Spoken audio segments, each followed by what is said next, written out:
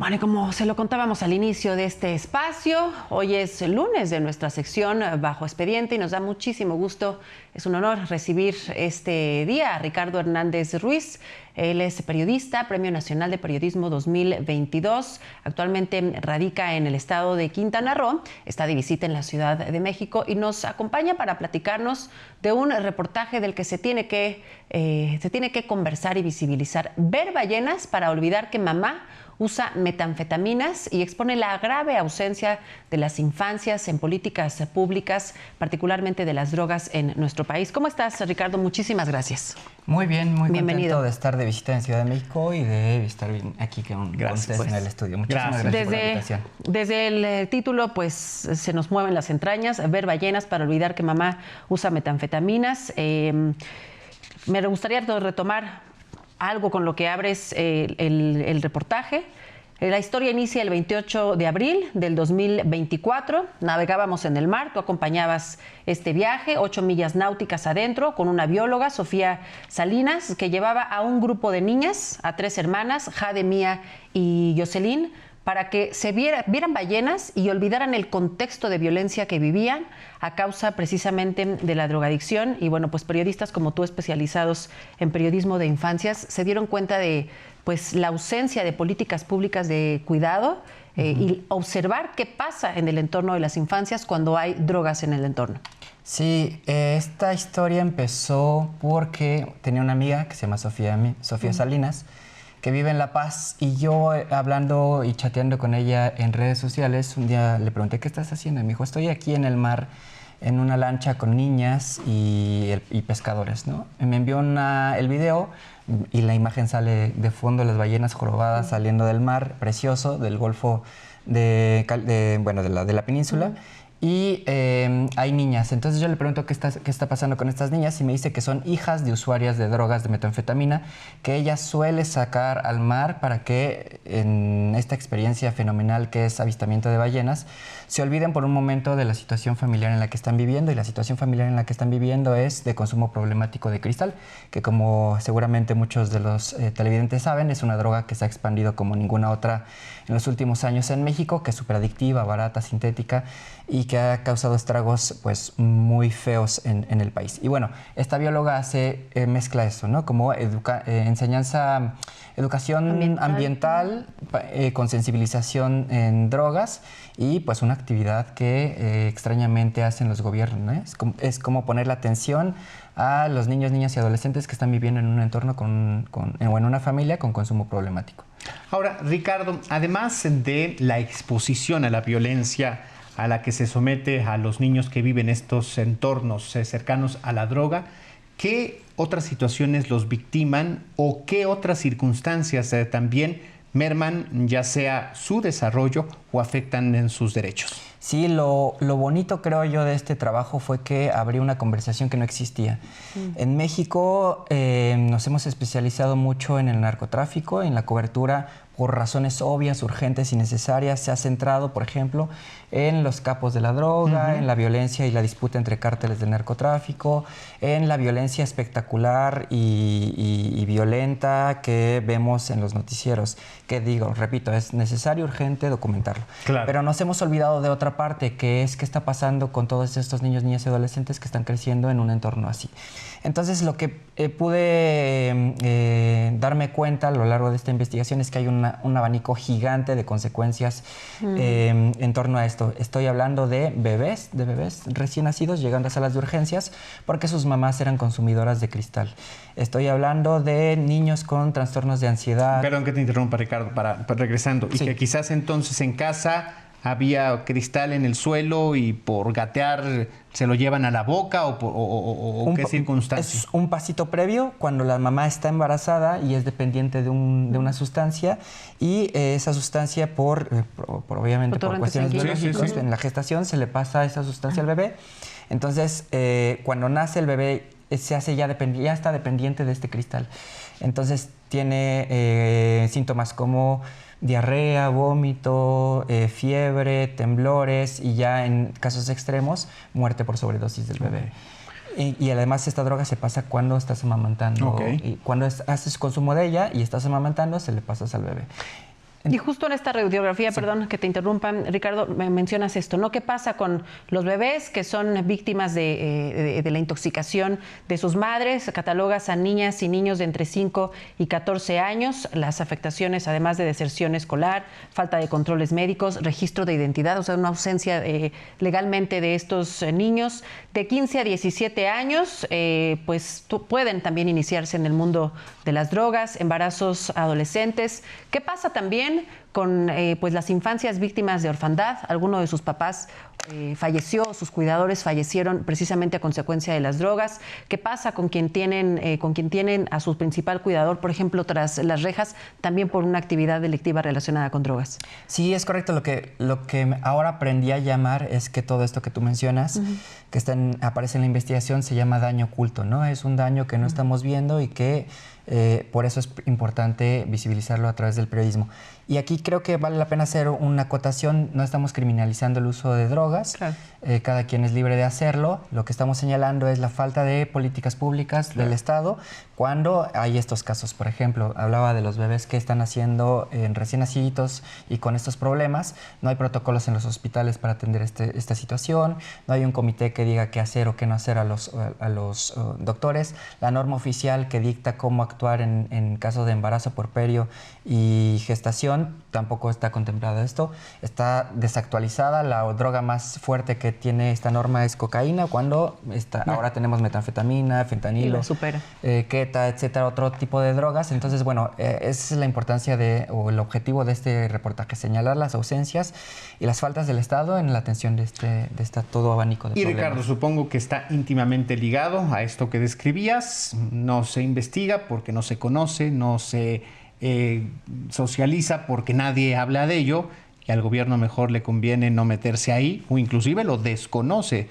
No solamente quizás podría ser una decisión de no desarrollar políticas públicas para no visibilizar el problema, sino que además el gobierno desinteresado ni siquiera pone atención a lo que está ocurriendo. Sí, hay una total falta de cifras. Lo primero que yo me encontré al hacer esta investigación fue no encontrar cifras oficiales, y mi tarea fue construir esta base de datos. Hicimos un montón de solicitudes de información, tocamos un montón de puertas al gobierno y a organizaciones civiles. No sabemos aún ahora, por ejemplo, cuántos huérfanos por sobredosis hay en México. No sabemos con exactitud cuántos hijos están creciendo en sus casas en soledad porque sus papás fueron aprehendidos por posesión simple de drogas. No sabemos cuál es el tamaño de la deserción escolar, porque los bebés o los niños tienen problemas en su casa con sus papás de consumo problemático y ellos dejaron de ir a la escuela. No sabemos cuántos de estos niños están con desnutrición o falta de, no sé, un montón de cosas, ¿no? Sí. Entonces, bueno, esta fue la primera pieza y el primer ejercicio que intentamos llenar ese vacío. Está incompleto, pero bueno, esa es también la invitación para que otros periodistas, otros colegas, investigadores y también gobiernos se pongan a hacer su chamba para tener esta información. Claro. Ahora, ¿qué es lo que encontraste, lo que sí encontraste que se hace? Me imagino que la mayoría viene desde las organizaciones civiles, como esta ambientalista que lleva a niñas y a niños a los avistamientos de las ballenas, para que por lo menos pues en su mente, en su entorno exista algo positivo. ¿Qué sí encontraste que se hace con estas infancias? Lo que encontré es justo asociaciones civiles o personas en lo individual haciendo y esforzándose por atender y apapachar, o por simplemente darles un rato de felicidad a estas infancias. Y también encontré cierta parte del DIF, del sistema del DIF, respondiendo a este problema. Sobre todo en las casas hogares que tiene, porque ya es innegable el problema. Es un montón de personas, de niños que les están llegando porque sus papás están en esta situación, ¿no? Entonces cada vez reciben más niños en esta situación y están intentando responder y adecuarse a este nuevo panorama. Y lo que sí fue en el Centro de Integración Juvenil, que es parte de la Red Nacional de Atención a las adicciones.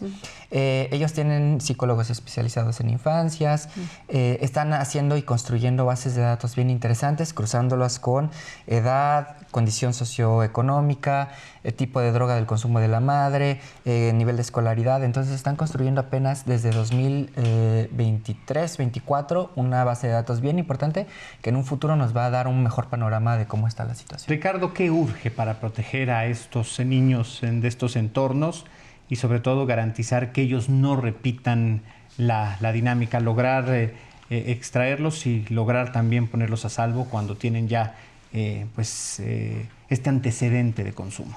Considerarlos a esta población como una población en alto riesgo y eso que se traduzca en políticas públicas de atención a esta población.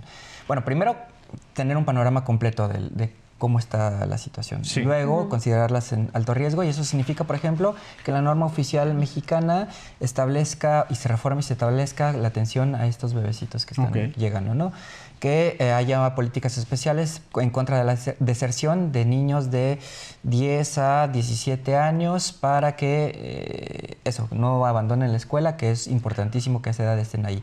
Y ya en preadolescentes, por ejemplo, de 15, 14 a 17 años también, atención psicoemocional, porque es muy evidente el cambio, la ansiedad y los intentos de suicidio que hay en esta población cuando se enfrentan en esta situación. Y obviamente lo único que hacen es, como todos, atenderse con las herramientas que tienes, salir a la calle con tu amigo, platicarlo, qué sé yo, pero no hay un sistema, el pendiente es en el sistema de atención psicoemocional que le pongan atención especial a esta población. Ricardo, ¿qué papel juega el periodismo, mucho más el periodismo independiente, en un momento crítico, la verdad, para el periodismo en nuestro país? No se diga para el periodismo independiente, falta de recursos, falta de apoyos. Desarrollar una investigación así no es fácil. Hay que a veces invertir recursos públicos, recursos propios para obtener este resultado, particularmente con el periodismo de infancias, que equivocadamente en los medios de comunicación solamente se abordan los temas de las infancias cuando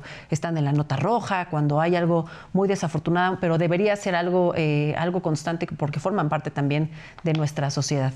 Uy, el periodismo de infancias, el periodismo de investigación en América Latina creo que es importantísimo y más en nuestros tiempos. Bueno, siempre lo ha sido y siempre lo será, por fortuna, porque nos da a entender al público, le da a entender cosas que quizás de otra manera no se pudiera enterar, ¿no? Y que le competen a ellos, al propio lector. Cuando yo, por ejemplo, salía a reportear y preguntaba a las personas si sabían a dónde o a qué instancias acudir en caso de que algún familiar tuviera algún padecimiento en torno a la adicción, no sabían. Y la primera respuesta es a los anexos, ¿no?